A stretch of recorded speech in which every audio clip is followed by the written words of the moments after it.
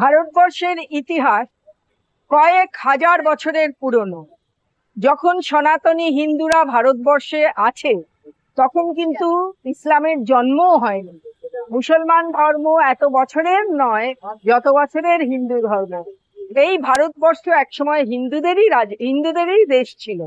তারপর এখানে শক, হুন, পাঠান, মুঘল, ব্রিটিশ সকলে এসে এখানে রাজত্ব করেছিল। তারপরে যখন ব্রিটিশরা চলে যায় তখন দ্বিজাতি তত্ত্বের ভিত্তিতে ভারতবর্ষ ভাগ করে দিয়ে যায়।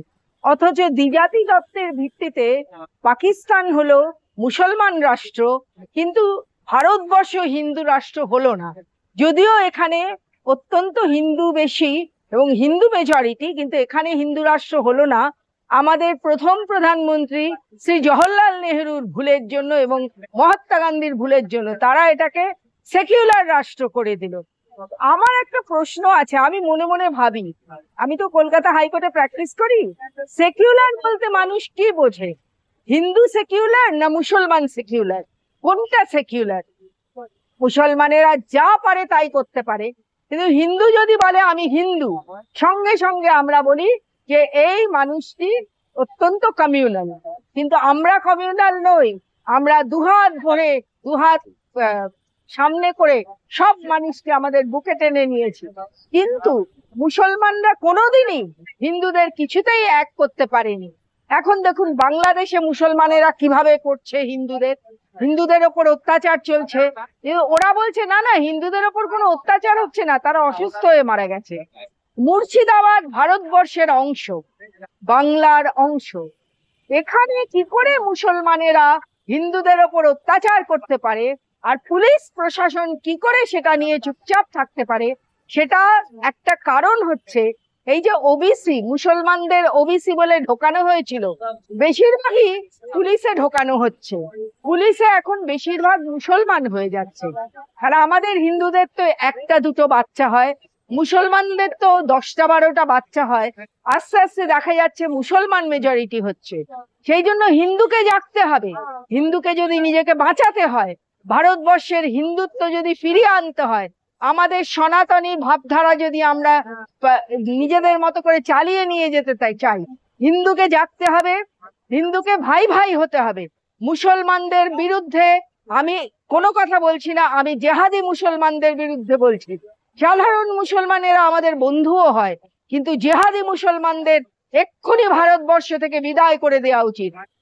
অনেকদিন আগেই বলছে যে এখানে রোহিঙ্গা, বাংলাদেশি বিভিন্ন রকম মুসলমানেরা এসে হিন্দুদের বিরুদ্ধে অত্যাচার চালাচ্ছে, অথচ আমাদের রাজ্যের প্রশাসন এই ব্যাপারে একদম নীরব নিশ্চুপ। এরা কিছুতেই বুঝতে পারছে না যে আজকে যদি মুসলমানরা জাগে, ওই মমতা ব্যানার্জির গলা সব থেকে আগে এরা কাটবে। কেন? এরা মমতা ব্যানার্জিকে হিন্দু বলেই জানে। যতই মমতা ব্যানার্জি মাথায় হিজাব করে নিজে গিয়ে ঈদগাতে বসেন, তাতে কিন্তু হয় না। উনি নামাজ পড়তেই জানেন না, উনি রোজা রেখে ইফতার করেন। এটা যে মুসলমানদের কত অপমান করা হয় ওটা তারা মুসলমানেরা মনে মনে রাখছে।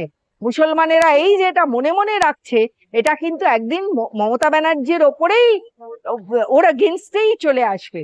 এই জন্য আমরা বলবো হিন্দুরা জাগো। মুসলমানেরা যেখানে অত্যাচার করছে সেখানে হিন্দুরা দা, বটি, খুন্তি যা পারো নিয়ে বেরিয়ে মুসলমানদের তোমরা এগেইনস্টে, তোমরা মুসলমানদের তারা করো, মারো। আমি বলবো মারো। যেহেতু মুসলমানেরা হিন্দুদের মারছে, সেহেতু হিন্দুরাও মুসলমানদের মারো। তোমাদের প্রত্যেকের ঘরে দা আছে, বটি আছে, খুন্তি আছে, সব নিয়ে মা বোনেরা বেরিয়ে আসুন এবং মুসলমানদের ছাড়বেন না।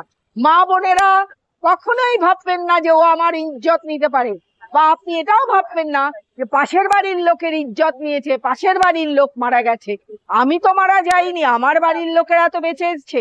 কিন্তু এটা ভাববেন, সবসময় ভাববেন অন্যের বাড়িতে আগুন লেগেছে, সেই আগুনের আছে আমি ভাত খেয়ে নেব, সেই আগুনটা কিন্তু আস্তে আস্তে আমার বাড়িতেও আসবে। সেই জন্য মুসলমানদের আপনারা পরোয়া না করে মুসলমানদের বিরুদ্ধে আপনারা লড়াই করুন এবং দা, বটি, খুন্তি নিয়ে মারুন, মুসলমানদেরও মারুন। মুসলমান যদি হিন্দুকে মারে, হিন্দুরাও মুসলমানদের মারুক। সেদিন দেখবো পুলিশ কি করে। যদি এখানে পুলিশরা হিন্দুদের বিরুদ্ধে কোনো রকম অ্যাকশন নেয়, আমরা আছি, আমরা ঝাঁপিয়ে পড়বো। আমরা হিন্দু যারা নিজেদের হিন্দু বলতে লজ্জা পাই না, আমরা ঝাঁপিয়ে পড়বো সেই সব পুলিশদের বিরুদ্ধে যেই পুলিশরা মুসলমানকে ছেড়ে হিন্দুর বিরুদ্ধে যাবে আর হিন্দুকে অত্যাচার করবে। সেই পুলিশকে আমি পুলিশ বলে মানি না। অতএব আমি বলছি আবার, হিন্দুরা আপনারা জাগুন, হিন্দুরা একত্রিত হন। হিন্দুরা যদি এক না হন, এমন একটা দিন আসবে ভারতবর্ষ মুসলমান রাষ্ট্র হয়ে যাবে, পাকিস্তানের মতো, বাংলাদেশের মতো। এটা আমরা হতে দেব না। দ্বিজাতি তত্ত্বের ভিত্তিতে যদি ভারত পাকিস্তান ভাগ হয়ে থাকে, এটাকে আমরা বর্তমান সরকারের কাছে আগ্রহ করব যেন ভারতবর্ষকে হিন্দু রাষ্ট্র বলে ঘোষণা করা হয়। ভারতবর্ষকে যদি হিন্দু রাষ্ট্র বলে ঘোষণা করা হয়, তাহলে কিন্তু মুসলমানেরা আজকে এত অত্যাচার আর আমাদের করতে পারবে না। অতএব হিন্দু জাগো, হিন্দু তোমরা জাগো, এবং হিন্দু তোমরা মুসলমানদের বিরুদ্ধে এক হয়ে লড়াই করো। মুসলমানরা সব থেকে আগে পালাবে। মনে আছে তো, যখন ক্যালকাটা কিলিং হয়েছিল, হিন্দুদের মারা হচ্ছিল, গোপাল মুখার্জি, যাকে আমরা গোপাল পাঠা বলে জানি, তিনি যখন রুখে দাঁড়িয়েছিলেন, এই মুসলমানরা পালাবার পথ পায়নি। সেদিন কিন্তু কোনো হিন্দুদের মারা যায়নি, যতক্ষণ পর্যন্ত মারা গেছে। তারপরে গোপাল পাঠার নেতৃত্বে হিন্দুরা জেগেছিল। আবার আমি বলছি, হিন্দুরা জাগো। হিন্দুরা যদি না জাগো, তাহলে কিন্তু একদিন এমন একটা সময় আসবে যে মুসলমানরা তোমাদের মাথার ওপরে নাচবে। এই নাচটা, এই নৃত্যটা করতে দেবে না। হিন্দুরা জাগো এবং মুসলমানের থেকে নিজের বাড়ির মা, ভাই, বোন সকলকে প্রোটেক্ট করো। দরকার হলে মায়েরা এগিয়ে এসো, হিন্দু মায়েরা এগিয়ে এসো, হিন্দু বোনেরা এগিয়ে এসো। মুসলমানদের সেইভাবে আমাদের বুঝিয়ে দিতে হবে, জিহাদি মুসলমানদের জায়গা ভারতবর্ষে নেই। যে সমস্ত মুসলমানেরা যুগের পর যুগ ধরে ভারতবর্ষে আছেন, শুধু তারাই থাকতে পারবেন। জিহাদি মুসলমানদের আমরা ভারতবর্ষে থাকতে দেব না। নমস্কার, আমি আমার বক্তব্য শেষ করলাম।